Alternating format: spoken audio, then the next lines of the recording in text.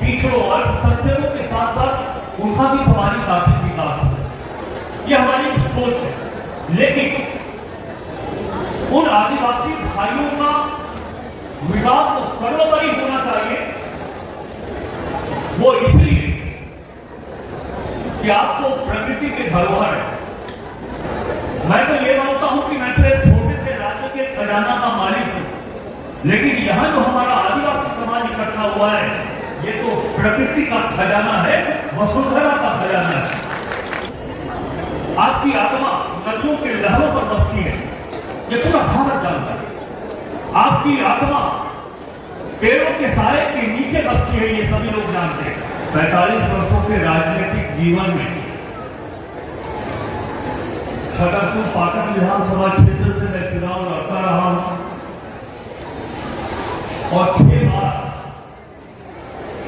मुझे आप सबों का प्रतिनिधित्व करने का अवसर विधानसभा में मुझे मिला है। और इसका एक मूल कारण यही है, कई लोग मुझसे ये जानना चाहते हैं कि आप दलित परिवार से आते हैं और पलामू की राजनीति में वर्ष 1980 से लेकर अब तक कैसे स्थापित है। मैं उनके इन प्रश्नों को अपने मन में सोचता हूं कि ये कैसे संभव हुआ है, तो मैं इस निष्कर्ष पर पहुंचता हूं कि समाज में रहने वाले सभी वर्ग, सभी धर्म के लोग हमारे परिवार के समान हैं और सभी को लेकर चलने का ही यह परिणाम है कि 6 बार वहां के लोगों ने मुझे विधानसभा में प्रतिनिधित्व देने का मौका दिया। अर्थ यह है कि पूरा समाज आगे बढ़े। आर्थिक रूप से कमजोर अगर सामान्य जाति के लोग भी हों, तो वो भी हमारे आदिवासी दलित पिछड़ों और सज्जनों के साथ साथ उनका भी सामाजिक आर्थिक विकास हो, ये हमारी सोच है। लेकिन उन आदिवासी भाइयों का विकास सर्वोपरि होना चाहिए, वो इसलिए कि आपको प्रकृति के धरोहर है। आप शैक्षणिक रूप से, सामाजिक रूप से, आर्थिक रूप से हमारा आदिवासी समाज आगे बढ़ेगा तो मैं मानता हूं कि पूरा समाज हिंदुस्तान का, झारखंड का, पलामू का, वो भी समृद्धशाली बन सके। हमारे किसी मित्र ने संबोधन में कहा कि राज्य के खजाना का मालिक पलामू के धरती से आ रहा है। आपने कहा, मैं तो ये मानता हूं कि मैं तो एक छोटे से राज्य के खजाना का मालिक हूं, लेकिन यहां जो हमारा आदिवासी समाज इकट्ठा हुआ है, ये तो प्रकृति का खजाना है, वसुंधरा का खजाना है। मालिक तो आप है, उससे बढ़कर के कोई खजाना हो नहीं सकता है। मैं इस आदिवासी मेला पर आप सबों के प्रति आभार व्यक्त करता हूं और बधाई देता हूं। हमारे छोटे भाई पूर्व वक्ता सम्मानीय चंद्रा नेता जी ने एक संदेश आपको दिया है। पहला, शिक्षा बहुत जरूरी है। आप अपने संस्कृति को बचाकर रखें, आप अपनी सभ्यता को बचाकर रखें, उसके साथ साथ आपके समाज में शिक्षित होना बहुत जरूरी है। आप जिस अधिकार को पाना चाहते हैं, यदि आप शिक्षित न हो पाए तो शायद केंद्र सरकार अथवा राज्य सरकार के द्वारा आपके हितों के लिए चलाए जा रहे कार्यक्रमों का लाभ शिक्षा पाने में आप वंचित हो जाएंगे। इसीलिए शिक्षित होना बहुत जरूरी है। और दूसरा, सामाजिक एकता। मैं अंत में अपने विचारों को समाप्त करने से पहले सामाजिक एकता पर प्रकाश डालूंगा, लेकिन बहुत ही सारांश में एक चीज कहना चाहता हूं। मंच पर बैठे हुए जितने सम्मानीय हैं, चाहे वो राजनीतिक संगठन के हों या कार्यपालिका के पदों पर, आप सभी जानते हैं कि पूरे विश्व के 90 देशों में हमारा आदिवासी समाज रहता है।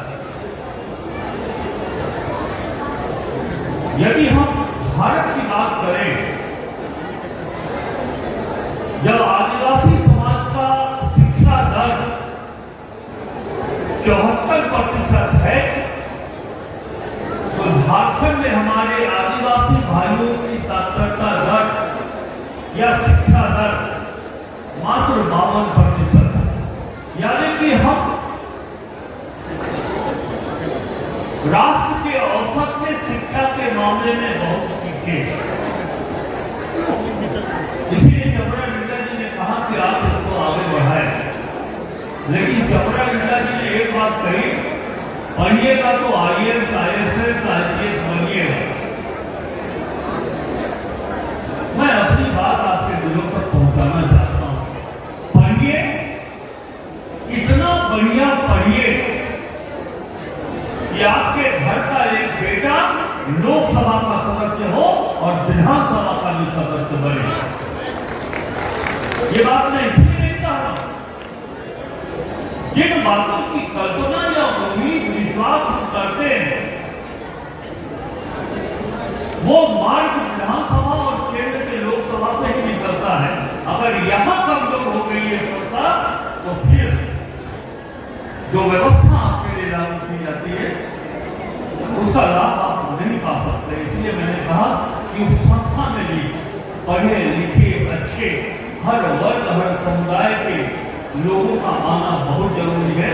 तभी मैं हर संबोधन में कहता हूं कि भाई पढ़ लिख करके राजनीति में भी आप आइए, विधायक बनिए, सांसद बनिए। सिर्फ IAS, IPS और बड़े उद्योगपति बने, यह ख्याल मन में नहीं होना चाहिए। आदिवासी संस्कृति क्या है? आपकी आत्मा नदियों के लहरों पर बसती है, ये पूरा भारत जानता है। आपकी आत्मा पेड़ों के साए के नीचे बसती है, ये सभी लोग जानते हैं।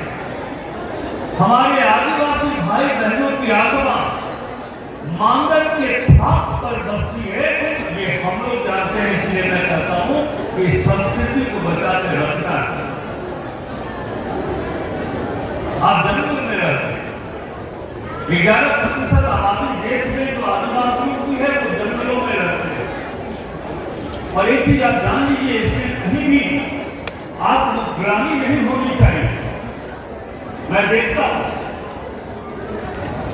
कि जब 70 के दशक में आप विश्व के इथियोपिया का वर्णन कर लीजिए, साउथ अफ्रीका ऐसे देश का वर्णन कर लीजिए, आज वहां के सुखी संपन्न, आर्थिक रूप से स्वावलंबी और देश के भी जो बड़े से बड़े उद्योगपति हैं, वो भी दिल्ली और बॉम्बे में अब लाल चावल ही पसंद करते हैं। क्यों? उन्हें भी प्रदूषित वातावरण रहित उनको भी चाहिए। अब वो आपकी तरफ लाना चाह रहे हैं। जिनके पास पैसा है, जिनके पास हर दृष्टिकोण से वो समृद्ध है, वो भी आपकी संस्कृति को आत्मसात कर देता है। दिल्ली में तो ऑक्सीजन खरीदनी पड़ती है। ऑक्सीजन दिल्ली में महंगे दामों पर बिकता है। इसलिए कि दिल्ली प्रदूषित है। लेकिन हमारे झारखंड, हमारा पलामू, ये जो जंगलात हैं, आज भी मैं वैज्ञानिक मान्यताओं के आधार पर कह रहा हूं कि आज भी हम बहुत सुरक्षित वातावरण में रह रहे हैं। और जब वो लोग जंगलों की ओर आना चाहते हैं, आपके खान पान को आत्मसात करना चाहते हैं, आपके रहन सहन को एडॉप्ट करना चाहते हैं, तो शिक्षा आप अपने पास रखिए, व्यापार आप अपने पास रखिए, आर्थिक संपन्नता की योजनाओं को आप अपने साथ जोड़िए। लेकिन जो वो जंगल की संस्कृति है, कदापि इसको त्यागने की जरूरत नहीं। इतने अच्छे वातावरण में आप रह रहे हैं, हम लोग को नसीब कहाँ होगा। मैं तो बधाई देता हूं आपको। और एक चीज हमारे मुख्यमंत्री जी के द्वारा गरीबों का, आदिवासियों का, पिछड़ों का, दलितों का, आर्थिक रूप से पिछड़े सामान्य जातियों के समुचित विकास के लिए संकल्पित कई सारी योजनाएं उनका लाभ उठाई। लेकिन एक बात मैं इसे इस अवसर पर कहना चाहता हूं कि हमारे करुणा रिंदा जी ने और पूर्व के वक्ताओं ने जिस सामाजिक एकता की बात की है, बहुत खोलकर नहीं कह पाए, लेकिन मैं भी खोलकर नहीं कह पाऊंगा। उस एकता को बना के रखने की जरूरत, वो इसलिए एकता बना के रखने की जरूरत है कि यदि कोई संस्था ये चाहे कि झारखंड के सत्ता का बागडोर आदिवासियों के हाथ में न हो, तो आदिवासी एकता खड़ा हो जाए कि झारखंड के सत्ता का बागडोर अगर किसी आदिवासी के हाथ में है तो वही हमको स्वीकार है। ये बात आप अपने मन में रखिए। मैं ये तो नहीं कहूंगा कि बटोगे तो कटोगे, मैं तो ये कहना चाहता हूं कि एकजुट रहोगे तो आगे बढ़ोगे।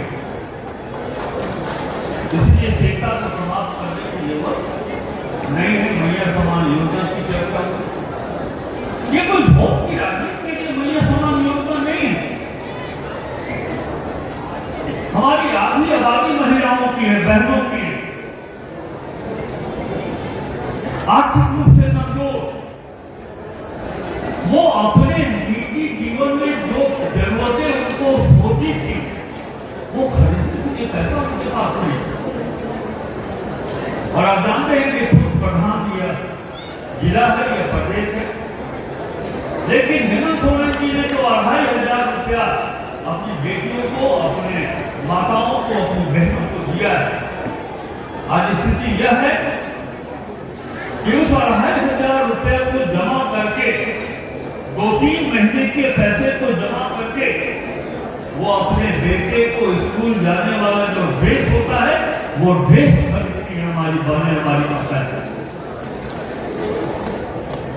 उनका जूता खरीदती है, अपने जरूरत की चीजों को भी वो खरीद पाती है। और दूसरे राजनीतिक दल अब इसका नकल भी करने लगे। ये बात मैं इसलिए आप तक पहुंचा रहा हूं कि यदि कोई ये कहे राजनीतिक व्यवस्था है, पक्ष विपक्ष होता है, मगर ये चीज भ्रमित करने का प्रयास करे कि अब तो 6 महीना में बंद हो जाएगा। मैं राज्य का मुख्यमंत्री हूं, जब तक हेमंत सोरेन की सरकार झारखंड में रहेगी, मैया समान योजना कभी बंद नहीं होगी। और अंत में मंच पर बैठे हुए हम जैसा कि हम मानते हैं, काम और त्वरित परिणाम, ये हेमंत सोरेन सरकार के मंत्रियों की सोच है। जो भी उचित काम हो, परिणाम सामने दिखाई पड़ना चाहिए। सबसे पहले तो मैं ये सम्मान से हम यहाँ बैठे हुए तमाम अधिकारी को कहना चाहते हैं, उपायुक्त पलामू हम लोग के बीच में नहीं है, लेकिन डीडीसी है, अनुमंडल पदाधिकारी भी है, वन अधिकारी भी है, नगर आयुक्त भी है। पहला काम 1-2 दिनों के अंदर NHAI के अधिकारियों को बुलाइए और उन्हें यह निर्देश दीजिए कि 2 जगह के बदले 6 पाए वाले पुल यहाँ बने। जब हमारे आदिवासी समाज को असुविधा होगी तो सुविधा देने के लिए अगर हम 6 पाए का निर्माण नहीं करा पाएंगे तो मैं समझता हूँ इससे दुर्भाग्य की बात और कुछ नहीं हो सकता। हमारे छोटे भाई ने अपने मन के दर्द को बहुत बेबाकी के साथ कहा है, लेकिन मैंने उसका अध्ययन किया। हमारी भी इच्छा ये हो रही थी कि राजेंद्र और गढ़वा कि हमारे आदिवासी समुदाय के लोग यहाँ इस मेले में उपस्थित हों, लेकिन आधिकारिक रूप से जो जानकारी मुझे दी गई है वो ये कि जो सरकारी अधिसूचना निर्गत है वो प्रशासन के स्तर पर सिर्फ पलामू जिला के आदिवासियों का ही यह मेला लगाने का अधिसूचना जारी हुआ है। लेकिन चिंता न करिए, वैसे तो चमना निंदा जी ये अपने आप में शक्तिवान है, लेकिन बड़े भाई के रूप में मैं हूं। अगला मेला 11 फरवरी को प्रारंभ होगा तो उस मेले में पलामू प्रमंडल के तीनों जिले के आदिवासी यहाँ रहेंगे, अधिसूचना जारी है। और एक बात चमड़ा लीला जी हम आपसे आग्रह कर रहे हैं, लोगों ने कहा कई ज्ञापन भी सौंपे गए हैं। हेमंत सोरेन जी के निर्देश पर मैं दिल्ली गया और हमारे साथ आपके टाइगर प्रोजेक्ट के डिप्टी डायरेक्टर जैना साहब भी गए। वहां हम लोगों ने पर्यटन विभाग के सम्मानीय मंत्री जी से बात की।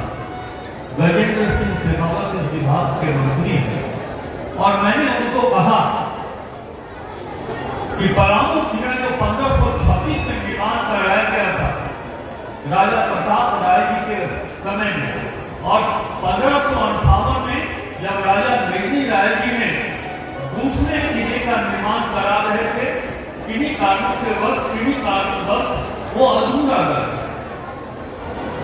उन्होंने कहा कि ये हमारा धरोहर है, पलामू किला का संपूर्ण विकास होगा, किला का सौंदर्यीकरण भी होगा और उसका रख रखाव भी किया जाएगा। और इस संदर्भ में DPR बनाने की अनुमति भी दे दी गई है। ये काम Indian trust of rural heritage and development ITRHD के द्वारा किया जाएगा। कल ही हमारी बात पर्यटन सचिव जी से हुई है तो उन्होंने कहा कि हमारे पास 40 करोड़ रुपया बच रहे हैं। DPR जितना जल्दी बनेगा तो पलामू किला का निर्माण के लिए राशि उपलब्ध कराते हैं।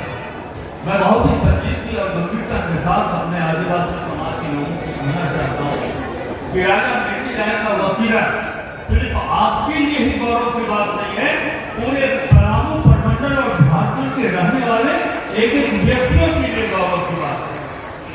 लेकिन थोड़ा सा उठने दीजिए, ये जो विधायिका है इसको उठने दीजिए। विधायक की परिभाषा क्या कर रही? नली गली और सड़क। हमारी गली नहीं बनी, हमारी गली नहीं बनी, पलामू के भाषा में हम सड़क न बनोली। अब तक मैं ये कह रहा हूं कि इस परिभाषा को बदलिए, विधायक को ये मुखिया की लोगों को रहने दीजिए। ये 15वें वित्त आयोग